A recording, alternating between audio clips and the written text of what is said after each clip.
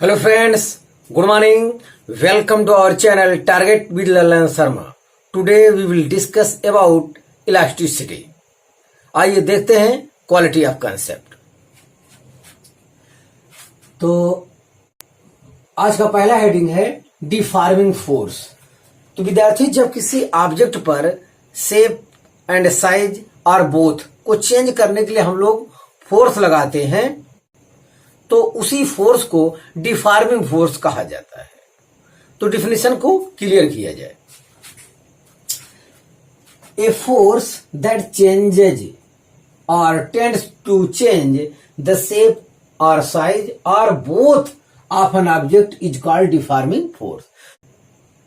किसी ऑब्जेक्ट पर शेप और साइज और बोथ को चेंज करने के लिए जो फोर्स अप्लाई किया जाता है उसे डिफॉर्मिंग फोर्स कहते हैं। तो ये आपकी जानकारी में होना चाहिए।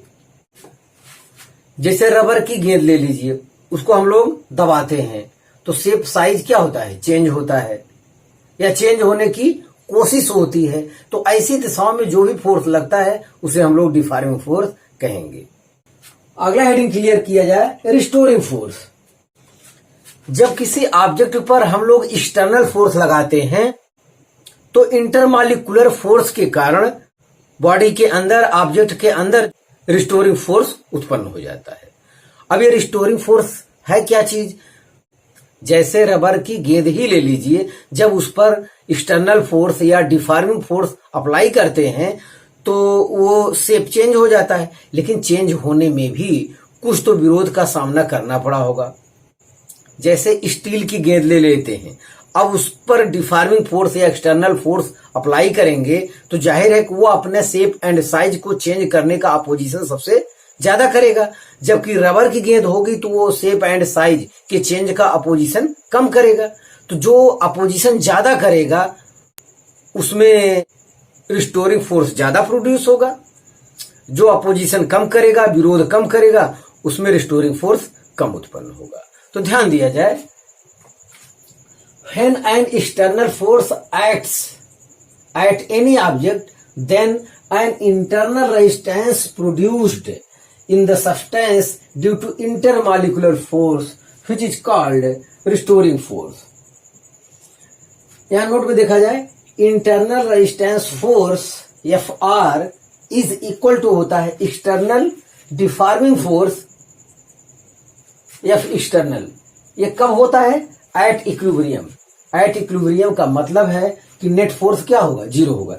जैसे यहां पे देखा जाए, हमने एक्सटर्नल फोर्स अप्लाई किया, उसके अपोजिट डायरेक्शन में रिस्टोरिंग फोर्स प्रोड्यूस हो जाता है ड्यू टू इंटरमॉलिक्यूलर फोर्स के कारण। यस,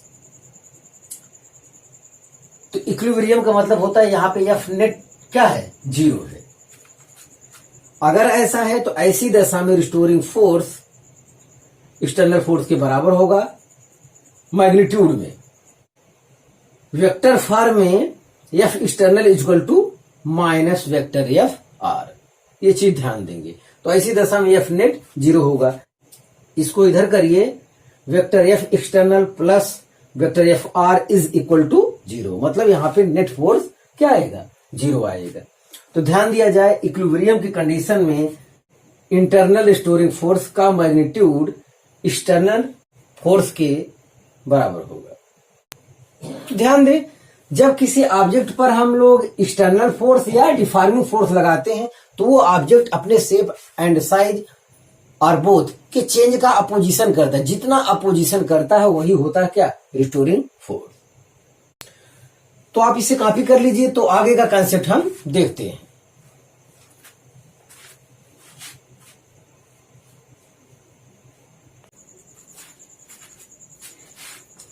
हाँ विद्यार्थी, आगे का कंसेप्ट देखा जाए, इलास्टिसिटी।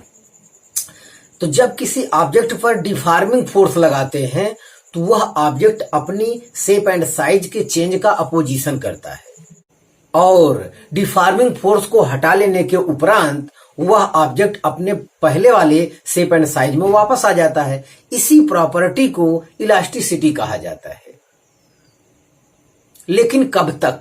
मान लेते हैं कि रबर का वायर ले लेते हैं, उस पर 100 ग्राम, 200 ग्राम ऐसे वेट बढ़ाते चले जाएं तो उसकी लंबाई बढ़ती चली जाएगी। लेकिन कब तक? इलास्टिक लिमिट मतलब वो अंतिम डिफॉर्मिंग फोर्स होगा उस पर अप्लाई होने वाला, जिस पर अब भी अगर आप डिफॉर्मिंग फोर्स को हटा लेंगे तो वो वापसी कर जाएगा, उसमें इलास्टिक प्रॉपर्टी मौजूद रहेगा। अगर आप इलास्टिक लिमिट की कंडीशन में और ज्यादा फोर्स अप्लाई कर देंगे तो ऐसे केस में वो अस्थाई तौर पे एक्सटेंड कर जाएगा और डिफॉर्मिंग फोर्स हटा लेने के बाद भी वो वापसी नहीं कर पाएगा। तो ये टोटल कहानी है, इसको और अच्छी तरीके से समझा जाए। Elasticity, the property of a body to regain its original configuration after removal of deforming force up to elastic limit. ध्यान दिया जाए, जैसे रबर का वायर ले लीजिए, उस पर 100 ग्राम, 200 ग्राम, 400 ग्राम ऐसे वेट बढ़ाते जाइए तो उसकी लंबाई बढ़ती जाएगी। मतलब ये वेट आप हटा लेंगे अगर तो अपने ओरिजिनल पोजीशन में लौट आएगा। मान लेते हैं वो रबर का वायर 1 किलोग्राम तक वेट सहन कर सकता है, तो वो 1 किलोग्राम जो लास्ट है आपका वो इलास्टिक लिमिट कहलाएगा। अब वो 1 किलोग्राम वेट हटा लेंगे तो रबर का वायर अपने इनिशियल पोजीशन में शेप एंड साइज में वापस लौट आएगा। तो हो गया क्या? Elastic limit. लेकिन इलास्टिक लिमिट जैसे 1 किलोग्राम का वेट लटकाया हमने रबर के वायर से तो वहां तक वो सहन कर सकता है। लेकिन 1 किलोग्राम से जैसे भी वेट थोड़ा सा भी इंक्रीज करेंगे तो वो अस्थाई तौर पे उसकी लेंथ इंक्रीज कर जाएगी और डिफॉर्मिंग फोर्स या वेट हटाने के बाद भी वो अपनी प्रारंभिक पोजीशन में नहीं पहुंच पाएगा। तो यह होता है इलास्टिक लिमिट। अब प्रश्न ये उठता है कि स्टील ज्यादा इलास्टिक है या रबर? तो यहां पे लिखा है steel is more elastic than rubber. जैसे आप देखते हैं रबर की गेंद है, उस पर आप डिफॉर्मिंग फोर्स लगाएंगे तो उसका शेप चेंज हो जाता है, डिफॉर्मिंग फोर्स हटाएंगे तो पुनः वो वापसी कर जाता है अपने इनिशियल शेप एंड साइज में। तो आपको लगता होगा कि रबर की गेंद ज्यादा इलास्टिक है, लेकिन वास्तव में क्या है? स्टील की गेंद ज्यादा इलास्टिक है। ऐसा क्यों? स्टील की गेंद पर वही डिफॉर्मिंग फोर्स लगाएं और फोर्स लगाने के बाद हटा लें तो अपने प्रारंभिक पोजीशन में लौट आता है। तो उतना ही डिफॉर्मिंग फोर्स लगाने पर स्टील के शेप एंड साइज में चेंज ही आप नहीं कर पाए, वो तो पहले से अपने initial position shape and size में है। तो इनिशियल पोजीशन में आने की बात ही कहां उठती है? तो यहां से ये कंसेप्ट निकलता है कि जब किसी ऑब्जेक्ट पर हम लोग डिफॉर्मिंग फोर्स लगाते हैं तो जो ऑब्जेक्ट अपने चेंज का अपोजिशन ज्यादा करेगा, जैसे स्टील की गेंद हो जाए और रबर की गेंद हो जाए और इक्वल का डिफॉर्मिंग फोर्स लगाया जाए, तो स्टील की गेंद अपने चेंज का अपोजिशन ज्यादा करेगा और डिफॉर्मिंग फोर्स हटा लेने पर वो पहले से अपने शेप एंड साइज में आपको दिखेगा, तो जाहिर उसकी इलास्टिसिटी क्या होगी? ज्यादा होगी। जबकि रबर का गेंद आप दबाएंगे वो भी आपको दिखेगा, आप डिफॉर्मिंग फोर्स हटाएंगे तब भी वो आपको दिखेगा कि वो इनिशियल शेप एंड साइज में आ गया। तो यहां से ये कंसेप्ट क्लियर है कि steel is more elastic than rubber. Note में यहां एक और पॉइंट लिखा है, विद्यार्थी क्लियर किया जाए। Rubber is elastic for large strain, जबकि metals are elastic for small strain. Strain का मतलब यहां समझे चेंजिंग, तो ज्यादा चेंजिंग होने पर भी रबर क्या है? इलास्टिक है। जबकि स्टील की बाल हो जाए या किसी मेटल की बाल हो, ऐसी दशा में स्मॉल स्ट्रेन, स्मॉल चेंजिंग के लिए ही उसमें इलास्टिसिटी की प्रॉपर्टी है। अगर ज्यादा स्ट्रेन कर देंगे, ज्यादा उसके शेप एंड साइज में चेंज कर देंगे तो उसमें इलास्टिक प्रॉपर्टी नष्ट हो जाएगा। ये चीज कह रहा है ये लाइन, ध्यान दिया जाए। इलास्टिक लिमिट के बारे में हम बता चुके हैं, फिर भी अलग से हेडिंग उसके बारे में लिखा गया है। तो इलास्टिक लिमिट हमने बताया कि जैसे रबर का वायर ले लीजिए, उस पर 100 ग्राम, 200 ग्राम, 300 ग्राम और लास्ट में 1 किलोग्राम तक वेट हम लटका दिए, तो सहन करने की जो अंतिम क्षमता है 1 किलोग्राम, वही हमारा क्या कहलाएगा? Elastic limit. अब हम 1 किलोग्राम वेट को अगर हटा लेते हैं तो वो रबर का वायर अपने इनिशियल पोजीशन में पहुंच जाएगा। तो हम ये कहेंगे कि वहां पर इलास्टिसिटी की प्रॉपर्टी मौजूद है, विद्यमान है। यस। तो इसकी डिफिनेशन को क्लियर किया जाए। द मैक्सिमम डिफॉर्मिंग फोर्स, जो समझा रहा था मैं, उसमें 1 किलोग्राम वेट जो है मैक्सिमम डिफॉर्मिंग फोर्स है। The maximum deforming force up to which a body retains its property of elasticity is called elastic limit of the material of the body. इससे रिलेटेड थोड़ा सा और यहां देख लिया जाए नोट में, elastic limit is the property of body. Elastic limit जो है बॉडी की प्रॉपर्टी है, whereas elasticity is the property of material of the body. ध्यान दिया जाए यहां पे। तो विद्यार्थी इलास्टिक लिमिट में मैक्सिमम डिफॉर्मिंग फोर्स लगाएंगे और वहां तक लगाएंगे जहां तक उसमें इलास्टिसिटी की प्रॉपर्टी मौजूद हो, उसके परे नहीं। उसके बाद लगाएंगे तो जो है इलास्टिक प्रॉपर्टी जो है नष्ट हो जाएगा। तो उसके आगे का कॉन्सेप्ट हम देखते हैं, तो आप इसे कॉपी कर लीजिए।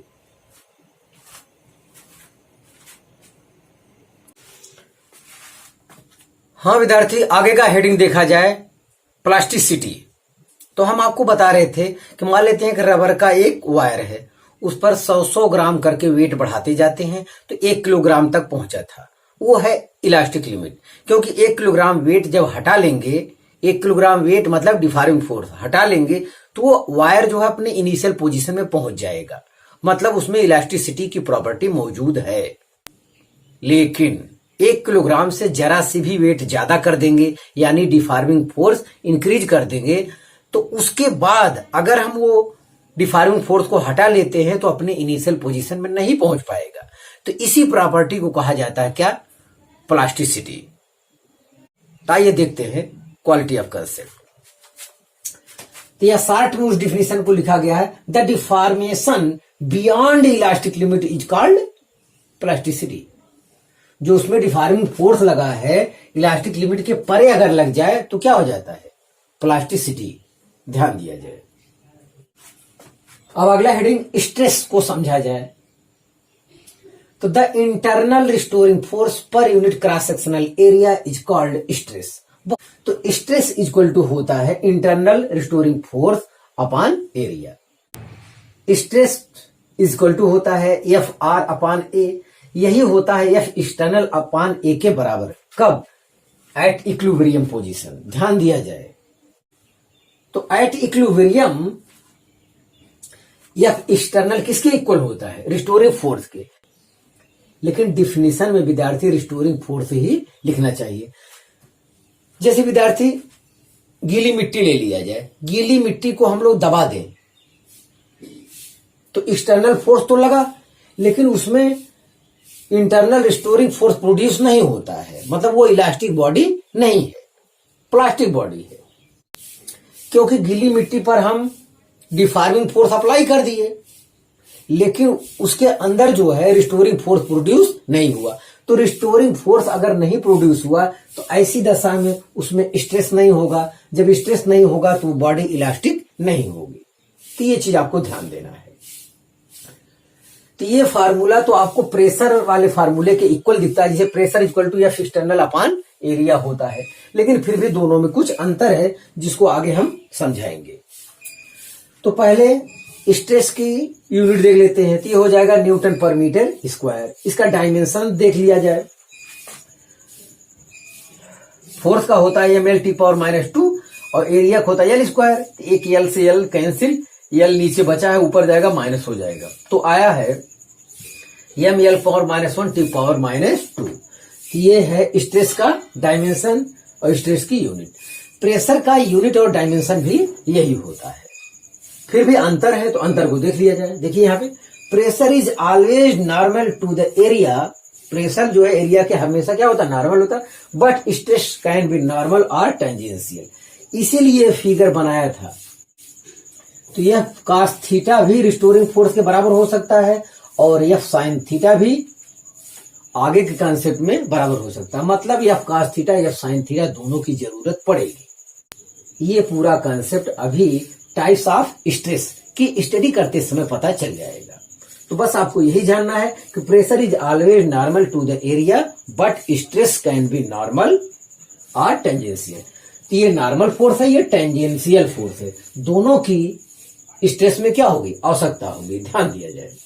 आगे देखें प्रेशर ऑलवेज कंप्रेसिव, प्रेशर जो है हमेशा क्या होता है, कंप्रेसिव होता है इन नेचर, बट स्ट्रेस में be compressive or tensile in length. Tensile मतलब एक्सटेंशन, मतलब ये जो फोर्स लगाया गया है हम लोग खींच भी सकते हैं और दबा भी सकते हैं, वो स्ट्रेस के अंतर्गत आएगा। लेकिन प्रेशर हमेशा कंप्रेसिव होता है, ये चीज ध्यान देना है। तो यही प्रेशर और स्ट्रेस में डिफरेंस है, इसको आपको ध्यान देना चाहिए। तो आप इसे कॉपी कर लीजिए, तो फिर आगे का कॉन्सेप्ट हम देखते हैं।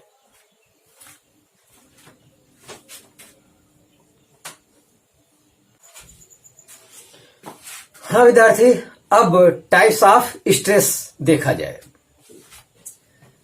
तो टाइप्स ऑफ स्ट्रेस 3 होता है, एक लॉन्गिट्यूडिनल स्ट्रेस, शेयरिंग स्ट्रेस और टेंजेंशियल स्ट्रेस, और तीसरा है वॉल्यूमेट्रिक स्ट्रेस। तो पहले लॉन्गिट्यूडिनल स्ट्रेस के बारे में देखा जाए तो ये खुद 2 प्रकार का होता है, टेंसिल या एक्सटेंसल स्ट्रेस, और दूसरा है कंप्रेसिव स्ट्रेस। तो ये वायर आपका है, अगर लेंथ इंक्रीज करने के लिए एक्सटर्नल फोर्स लगाया गया है तो इसके अपोजिट डायरेक्शन में क्या होगा, रिस्टोरिंग फोर्स वर्क करेगा। तो ऐसी दशा में यहाँ पे एक्सटेंशन स्ट्रेस या उसे टेंसिल स्ट्रेस भी कहते हैं। अगर एक्सटर्नल फोर्स इसके अपोजिट डायरेक्शन में लगाया जाए, मतलब उसको कंप्रेस करने के लिए लगाया जाए, तो उसके अपोजिट डायरेक्शन में रिस्टोरिंग फोर्स प्रोड्यूस होता है, और यहां पे इसे कहा जाता है कंप्रेसिव स्ट्रेस। यस, अगर कोई एक्सटर्नल फोर्स हॉरिजॉन्टल से थीटा एंगल पर वर्क करे तो इसका कंपोनेंट लेंगे, एरिया के परपेंडिकुलर हो जाएगा एफ कॉस थीटा, और एरिया के पैरेलल हो जाएगा एफ साइन थीटा। तो इस तीनों फिगर की सहायता से कंसेप्ट को समझा जाए। तो यहां पे देखें, लॉन्गिट्यूडिनल स्ट्रेस में सिग्मा एल इक्वल टू हो जाएगा एफ आर अपान ए, या परपेंडिकुलर अपान ए। तो यह परपेंडिकुलर के स्थान पे हम लोग क्या लिख सकते हैं, F cos theta upon A at equilibrium. तो चाहे एक्सटेंशन स्ट्रेस वाला हो चाहे कंप्रेसिव स्ट्रेस वाला हो, दोनों प्रॉब्लम जो है इसी फार्मूले से सॉल्व होंगे। और दूसरा देखा जाए शेयरिंग स्ट्रेस और टेंजेंशियल स्ट्रेस। तो छोटा sigma equal to F R upon A होगा, या पैरेलल अपान ए होगा, या पैरेलल के स्थान हम लोग क्या लिखेंगे, F sine theta upon A at equilibrium. तो ध्यान दिया जाए। तो शेयरिंग स्ट्रेस के अंतर्गत विद्यार्थी जिस पर हम लोग टेंजेंटियल फोर्स लगाते हैं उसका वॉल्यूम चेंज नहीं होता, केवल शेप चेंज हो जाता है।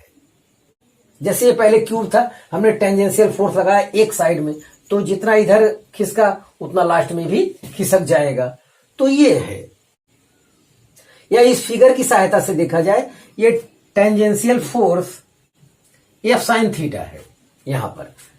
तो ये फोर्स लगाने से इसका वॉल्यूम चेंज नहीं होता, शेप चेंज होता है, यही ध्यान देना है आपको।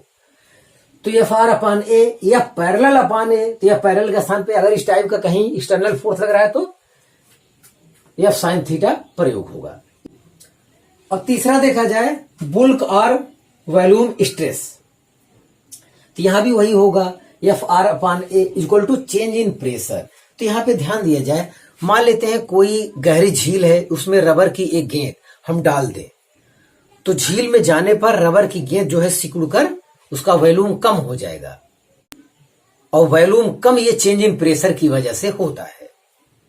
या वही रबर की गेंद केरोसिन ऑयल में डाल दें तो उसका जो है शेप एंड साइज इंक्रीज कर जाता है। रबर की गेंद अगर केरोसिन ऑयल में डाल दिए तो उसका जो है साइज क्या कर जाता है, इंक्रीज कर जाता है। और इस टाइप की बॉडी पर प्रेशर जो है चारों तरफ से फोर्स लगता है, चारों तरफ से एक्सटर्नल फोर्स लगता है। तो यहां पे देखा जाए, यहां पर वॉल्यूम स्ट्रेस के बारे में देखा जाए, it is equal to change in pressure because change in pressure is responsible for change in volume. मतलब चेंज इन वॉल्यूम के लिए चेंज इन प्रेशर ही रिस्पॉन्सिबल है, इसीलिए वॉल्यूम स्ट्रेस जो है चेंज इन प्रेशर के हम लोग बराबर लेते हैं। तो आप इसे कॉपी कर लीजिए, तो फिर आगे का कंसेप्ट देखते हैं।